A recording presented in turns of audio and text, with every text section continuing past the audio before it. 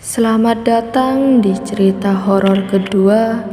Semoga sahabat-sahabat semua selalu diberi kesehatan dan dimurahkan rezekinya. Jangan lupa di-subscribe dan di-like. Arman menelusuri jembatan dengan langkah goyah, memanggil nama Jaya berulang kali. Hanya suara gemerisik dedaunan dan desir angin yang membalas. Jembatan itu kembali sunyi, seolah tidak ada yang terjadi. Tapi bayangan sosok hitam itu masih tertinggal di benak Arman. Mata merah yang menyala, suaranya yang mengancam. Desa Karangjati berubah esok paginya. 4 warga dilaporkan hilang. Tidak ada jejak, tidak ada tanda perlawanan, hanya kabut yang lebih tebal dan udara yang semakin dingin. Pak Sarwan mendekati Arman, wajahnya lelah dan penuh duka. Dia sudah mulai mengambil satu persatu sampai tuntutannya dipenuhi. Arman mengepalkan tangannya. Tidak, aku yakin ada jalan lain. Aku yakin Ratna ingin memberitahu kita sesuatu. Arman memutuskan untuk kembali ke rumah Pak Sarwan, mencari petunjuk di arsip-arsip lama yang selama ini disembunyikan. Ia membongkar lemari tua, membuka buku-buku berdebu yang menceritakan sejarah kelam Karangjati. Di salah satu buku tua, ia menemukan catatan yang mengguncang. Dulu, sebelum jembatan dibangun, tanah ini adalah tempat ritual pemujaan. Dewi Sungai, sosok hitam yang besar, menuntut darah sebagai bayaran. Namun ada yang berkhianat. Seorang dukun tua berusaha mengakhiri ritual dengan mengurung makhluk itu di bawah tanah di dasar sungai. Ritual pengorbanan dihentikan dan makhluk itu tertidur sampai tanah ini diganggu kembali. Arman membaca dengan mata melebar. Di ujung catatan itu ada tulisan samar. Jika makhluk itu bangkit, hanya darah keturunan si pengkhianat yang dapat menenangkan kembali. Arman menelan ludah. Siapa keturunan itu? Siapa yang harus menebus dosa leluhurnya? Arman kembali bermimpi malam itu. Ia berdiri di tepi jembatan dan Ratna muncul dari kabut. Wajahnya pucat, matanya basah oleh air mata. Aku adalah bagian dari pengkhianatan itu, bisiknya. Arman terkejut. Apa maksudmu? Keturunanku, darahku, itulah yang dituntutnya. Tapi ada yang lebih besar lagi. Seseorang di antara kalian, keturunan si pengkhianat yang harus menebus dosa lama. Sebelum Arman sempat bertanya, sosok Ratna memudar, digantikan oleh bayangan hitam yang menatap dari kejauhan. Cari kebenarannya sebelum semuanya terlambat. Arman mencocokkan catatan tua dengan silsilah keluarga di desa.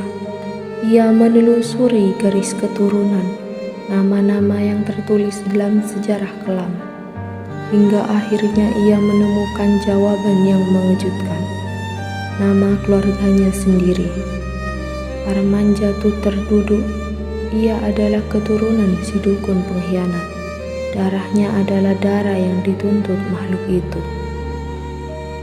Arman dihadapkan pada dilema yang mencekam. Jika benar yang dikatakan dalam catatan, maka hanya darahnya yang bisa menghentikan teror ini.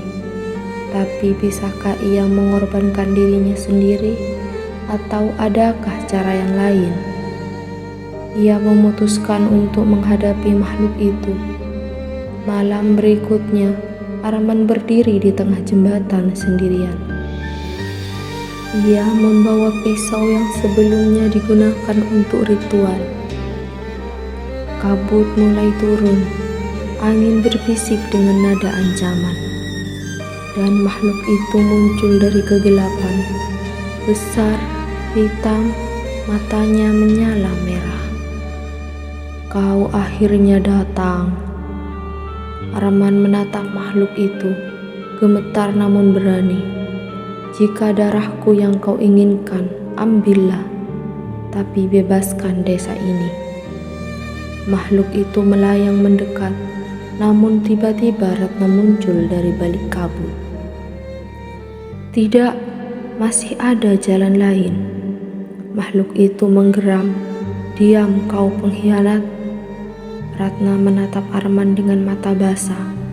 "Di dasar sungai ada yang kau harus temukan. Jawabannya di sana." Seketika angin bertiup kencang, kabut menelan segalanya, dan makhluk itu menghilang. Arman dan Jaya yang akhirnya kembali setelah hilang dalam kabut, memutuskan untuk menyelami sungai di bawah jembatan. Malam itu, mereka menyelam dengan membawa penerangan seadanya. Di dasar sungai, mereka menemukan sesuatu yang menakutkan. Sebuah pintu batu yang tertutup rapat, diukir dengan simbol-simbol kuno. Di sana terukir tulisan samar, "Kunci untuk membebaskan adalah kebenaran yang tertutup." Saat mereka menyentuh pintu batu itu, sungai bergetar dan suara mengerikan menggema. "Kalian tidak akan membebaskan. Kalian telah memilih kematian." Air sungai berubah keruh. Pusaran muncul di bawah mereka, seolah mencoba menarik mereka ke dalam. Arman dan Jaya melawan arus dengan sekuat tenaga, berusaha kembali ke permukaan. Namun belum sempat melarikan diri, bayangan hitam itu muncul dari dalam pusaran. Tangan kurusnya mencengkram kaki Arman. Tubuh Arman ditarik ke dalam pusaran gelap di dasar sungai. Tangan-tangan dingin mencengkram, menariknya ke dalam kegelapan yang tak berujung. Di atas, Jaya berteriak panik, berusaha menarik sahabatnya, tapi arus begitu kuat, seolah ada kekuatan yang mencoba memisahkan mereka. "Arman, jangan lepas!" Namun cengkraman itu terlalu kuat. Dalam sekejap Arman ditelan oleh pusaran dan menghilang di bawah air, meninggalkan keheningan yang mencekam. Arman membuka matanya, terbatuk dan mendapati dirinya di sebuah ruangan gelap, dingin, dan basah. Udara lembab memenuhi paru-parunya dan bau tanah yang busuk menusuk hidungnya. Ia mencoba berdiri, menelusuri dinding-dinding yang dipenuhi ukiran kuno. Cahaya redup dari celah-celah di atas memperlihatkan sesuatu yang membuat darahnya membeku. Di tengah ruangan itu ada sebuah altar batu.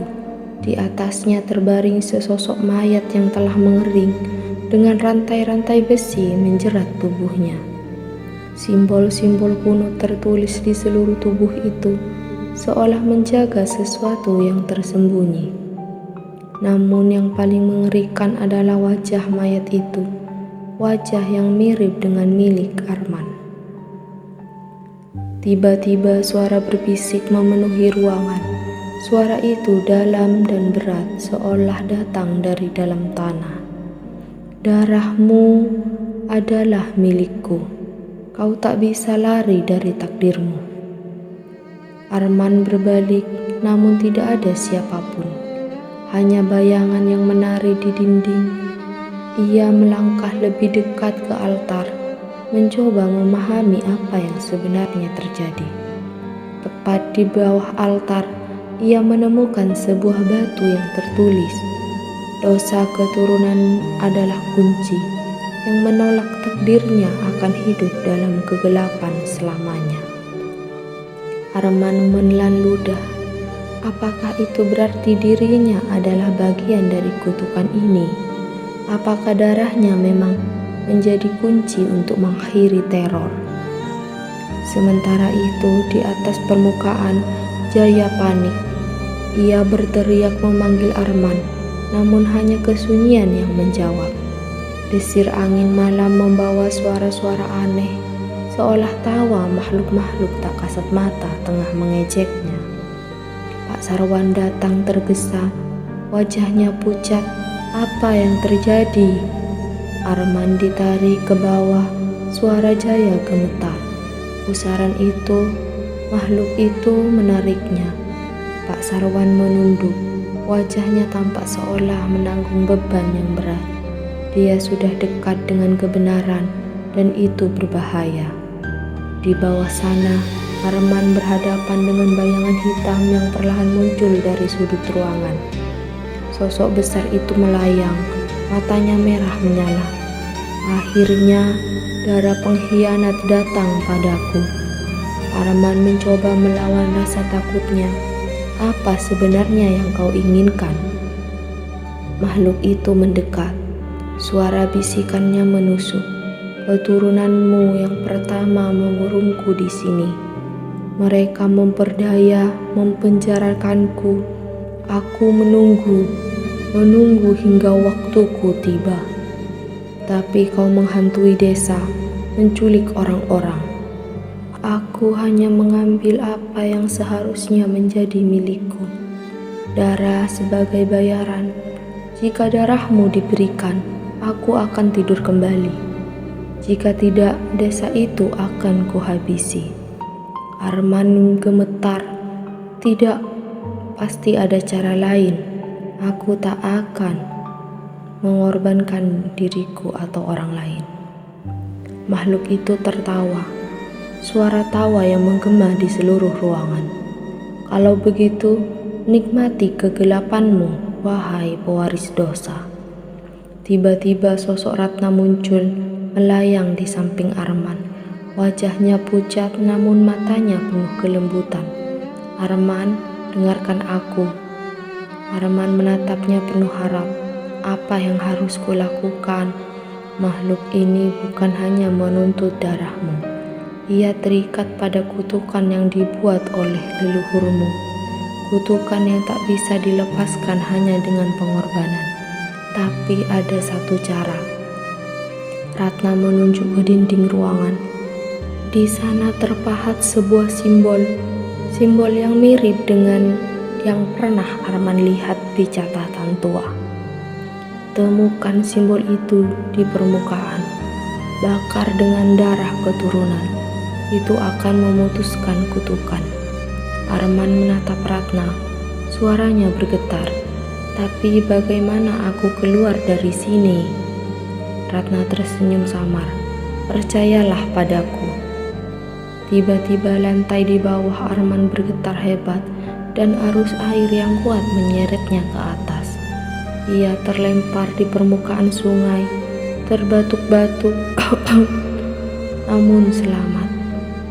Jaya berlari menghampiri, wajahnya penuh kelegaan. Arman, kau hidup? Dengan napas yang berat, Arman menceritakan semuanya. Tentang altar, makhluk itu dan petunjuk Ratna. Kita harus cari simbol itu, desaknya. Malam itu, mereka berkeliling desa, mencari simbol yang dimaksud. Di sudut jembatan, mereka menemukannya. Sebuah simbol kuno yang terukir di bawah papan kayu tua. Arman menggenggam pisau, menorehkan tangannya hingga darah menetes. Dengan gemetar ia meneteskan darah ke simbol itu.